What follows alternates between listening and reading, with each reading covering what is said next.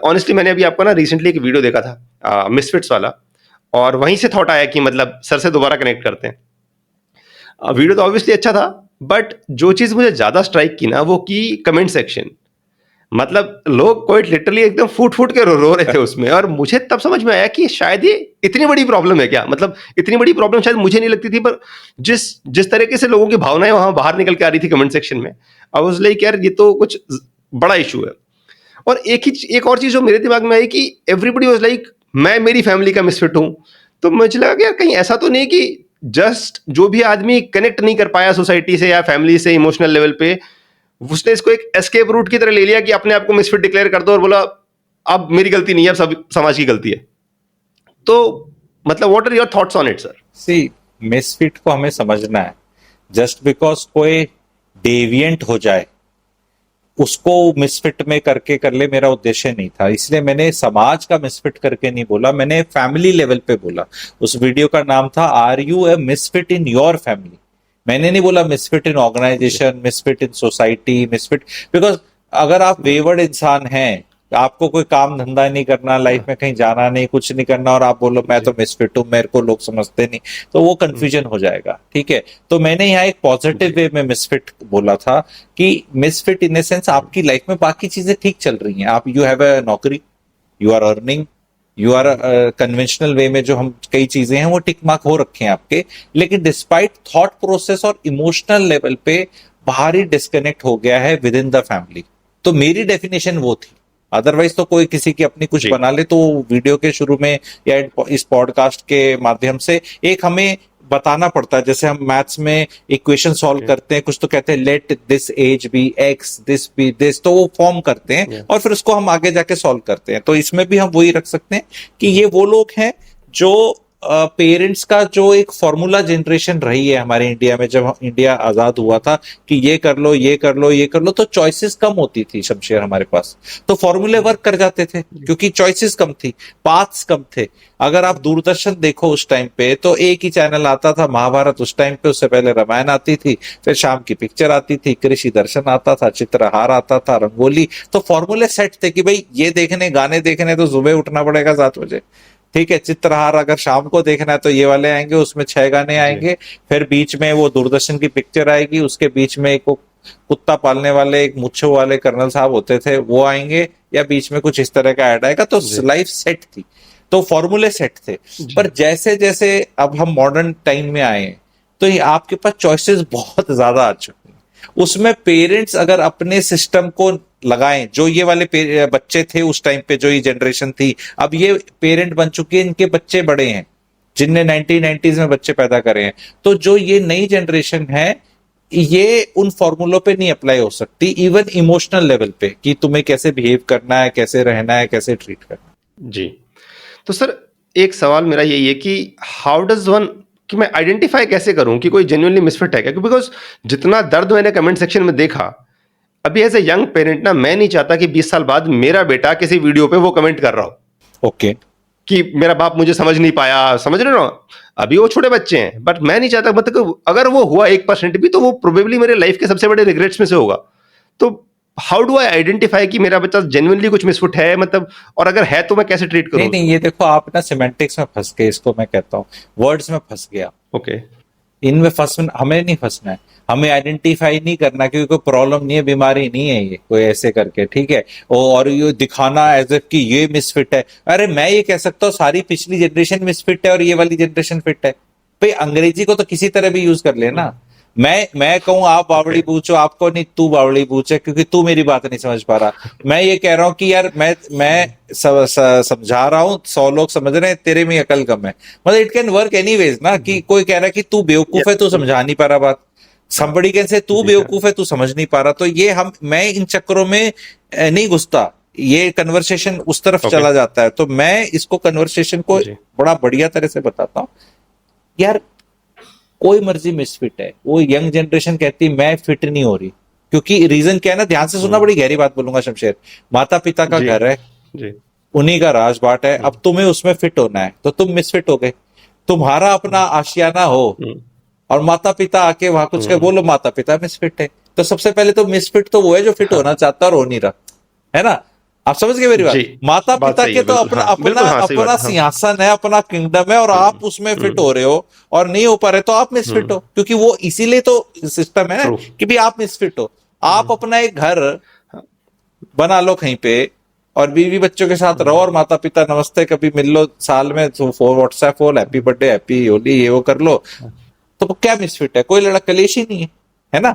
कलेश तो ये कि जी, जी। एक्सपेक्टेशंस, साथ रहना, वो स्पेस नहीं मिल पाना बेसिकली।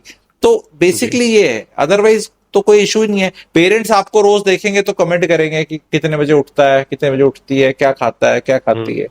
जैसे वो एक हंसी का होता है कि जो रिटायर लोग हो चुके हैं, वो सुबह वॉक करके आएंगे, अच्छा खाना खाएंगे, व्हाट्सएप देखेंगे, सोशल मीडिया, फिर सो जाएंगे। दोपहर को उठ के फिर उठेंगे, फिर खाना खाएंगे, फिर ये वो करेंगे, फिर एक मीठी नींद ले लेंगे, ठीक है। उसके बाद शाम की चाय पे चर्चा करेंगे, गप्पे मारेंगे, वॉक करेंगे, अर्ली डिनर करेंगे, 9 बजे सो के सुबह ब्रह्म मुहूर्त में उठ लेंगे और सुबह उठ के बोलेंगे देखो मैं रिटायर होके भी इतनी जल्दी उठ गया हूं। तो अब वो उसका फॉर्मूला, वो उसके लिए तो सारी उसका खानदान ही मिसफिट है, क्योंकि भाई एक्चुअल में वो रिटायर्ड हो गया, उसके पास टाइम है। बाकी तो दफ्तर से जो इतने लेट आ रहे हैं और इतनी लेट सो रहे हैं, उनकी हाँ, छुट्टी का दिन है, तो अब आप वो यंगस्टर बोलेगा मैं मिसफिट हूं, ठीक है। तो बेसिकली मिसफिट कुछ हाँ, नहीं है, एक सोसाइटी में एक सिस्टम बना लिया जिसके चलती है, ज्यादातर इंडिया में अभी बुड्ढों की चलती है, हाँ, चाहे वो नेता हो, चाहे वो हो अगली जी, जनरेशन। हाँ, फैमिली में हो, अगली जी, जनरेशन के हाथ में नहीं आई है सत्ता, चाहे 40-45 के हो जाओ आप, जी, ठीक है। तो वो जी, अब ये लोग मिसफिट ही है, तभी उस वीडियो का दर्द था कि यार ये पिताजी की चलती जी, रहेगी क्या? क्योंकि पिताजी की जब हाँ, हम बच्चे थे तब भी चल रही थी, क्योंकि तब भी दादा की नहीं चलती थी, क्योंकि दादा तब भी गरीब था या कम पढ़ा लिखा था, क्योंकि पिताजी तो ज्यादा पढ़े लिखे हुँ, थे। तो हाँ, पिताजी की तब भी चली जब ये जवान थे, जब ये मिडिल एज में थे तब भी इनकी चल रही है, अब ये बुढ़ापे में चल रही है इनकी, हमारी तो कभी सुनवाई नहीं होगी। तो यही दर्द है इस हुँ। जनरेशन का। तो सर अभी बात वही हो रही थी जनरेशंस की, तो समहाउ 2 जनरेशंस के बीच में ना मतलब कभी भी वो मुझे ऐसा लगता है परफेक्ट कभी बॉन्डिंग हो नहीं पाई। मतलब हमारे दादा को लगता था कि हमारे पापा वाली जो जनरेशन है वो हाथ से निकल गई, उनको लगता है कि हमारी निकल गई, हमको शायद हमारे बच्चों का वही लगता है। और मतलब मैं specially people in their 30s and 40s जिनको मैं एक तरीके से रिप्रेजेंट करता हूँ, एक इमोशनल टेंस माहौल ना हमेशा रहता है। मतलब मेरे फादर के साथ कभी भी मतलब कॉर्डियल रिलेशन है पर कभी इमोशनल लेवल पे बॉन्डिंग नहीं हो पाई, और मेरे दोस्तों की भी ऑलमोस्ट सभी की वही हालत है। तो क्यों मतलब? देखो, पहले तो अनफॉर्चुनेट इस चीज को मैटर ऑफ प्राइड लिया जाता था कि हमारे जी, पिताजी तो इतने स्ट्रिक्ट थे, हम बैठ ही नहीं सकते थे, अब जी, कम से कम हम तुम्हारे दोस्त हो गए हैं, ऐसा करके हुँ, ना लोग, तुम हुँ, बैठ तो सकते हो। पर बैठ के भी वो कितना बैठ पा रहे हैं वो आप देख सकते हो। जी, हर जनरेशन ऐसा सोचती है कि I will be the better father, I will be the better mother, ठीक है। हुँ, एंड वो रेफरेंस पॉइंट लेके चलती है अपना, जबकि दुनिया काफी आगे से खिसक चुकी है, जी, एस्पिरेशन और एक्सपेक्टेशंस काफी आगे हो चुके हैं। जी, जो आपके फादर के हैं, उनके फादर कैसे थे, उनके सामने वो बहुत अच्छे हैं जो उनने अपने जी, मन में सोचा, पर जी, उसमें ऐसा नहीं कि उनने एक्सपेक्टेशंस समाज की जो है उससे वो दूर हो गए। तो सेंस ऑफ, आपने एक वर्ड बोला जो बहुत कॉमन है, नॉर्थ इंडिया हिंदी भाषा में है, हुँ, एंड आई एम श्योर इसके बाकी लैंग्वेज में भी इक्विवेलेंट होंगे, कि हाथ से जी, निकल गया। तो जी, ये हाथ से निकल गया मतलब ऐसे फोन है क्या? मतलब हाथ में पकड़ना है बेसिकली, क्या कंट्रोल हाँ, मेरे कंट्रोल कंट्रोल, से निकल गया, जी, यानी मेरा कंट्रोल, यानी कि जो मैं चाहता हूं, मेरी जो उस जनरेशन की, and the same thing applies to the mothers also, and जी, सास बहू इश्यूज एंड ऑल दैट। ये हाथ में पकड़ना क्यों जरूरी है हुँ, भाई? क्या है ये? कोई ऐसा है कि तो घोड़ा है जो चला रहे हैं हम, कि उसकी लगाम हाथ में होनी चाहिए ताकि वो जहां मैं चाहूं वहां चले? आपके बच्चे वो हैं। Parents have to realise that they don't own their children. वो रजिस्ट्री नहीं है प्लॉट की जो उनके नाम पे हुँ, होगी और वो कोई मर्जी घर बनाए। ये हुँ, ये आत्माएं हैं, सोल्स हैं जो आपके थ्रू आई हैं, आपको इनको प्रोटेक्ट करना है, नर्चर करना है, एंड अपनी जो जर्नी के लिए आई है वो आत्मा, वो अपनी पूरी करेगी, उसमें आपको सहयोग करना है। मैं एक बहुत बड़ी चीज बताता हूं, अगर आपके दर्शक कहीं लिख सकें जीवन में, जो पेरेंट्स का कहना, कहते एडवाइस है कि हुँ, जैसे मैं बोलूं शमशेर आप ऐसे कर लें, तो एडवाइस है ये।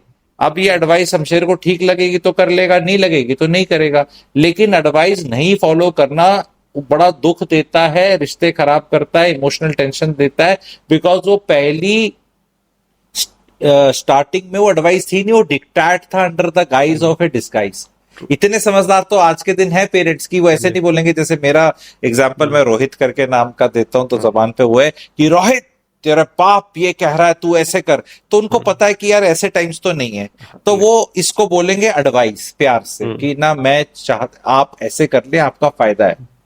तो फिर वो कहेगा अच्छा ठीक है, फिर उसने फॉलो नहीं करी बात, मान लो ठीक है, तो वो उसका खामियाजा भुगतेगा या फायदा होगा, हो सकता है आपकी एडवाइस। उसमें the parent will always be like कि इसने मेरी बात नहीं मानी, मेरे कंट्रोल में नहीं है। जबकि अगर कुछ अच्छा हो जाएगा तो पेरेंट आके उसकी ऑडिटिंग नहीं करेगा कि मैंने तेरे को एडवाइस करी थी ये करने की, तूने ये काम किया और ये काम करके तो ज्यादा तेरी निकल पड़ी, तो मेरी एडवाइस में गलती थी, तेरे थॉट प्रोसेस में अच्छा था, and you are so good कि तू मेरे थॉट प्रोसेस के चुंगल में नहीं है, you can take your own decisions, I am so proud of you बच्चा। ऐसा कोई पेरेंट नहीं बोलेगा। लेकिन अगर ये करके मान लो गड़बड़ हो गई सपोज, तो दो ही चीज हो सकती है किसी चीज of को, course, yeah. तो उसको आकर भाई साहब वो कहते हैं ना एग्जाम में वो अंडरलाइन करना, एस्ट्रिक्स मारना, हैशटैग लगाना, वो ही चलता रहेगा। और हमारी मत मानो, आया ना मजा, करने चले थे अपना कॉन्फिडेंस तोड़ देंगे, डिसीजन मेकिंग की ऐसी तैसी कर देंगे, ये हो रहा है। तो इसमें इफ इमोशनल कनेक्ट आएगा कैसे? If somebody does not make you feel nice about yourself, Shamsher true, या कोई रोहित या कोई, True. तो why will the body the mind go to that person?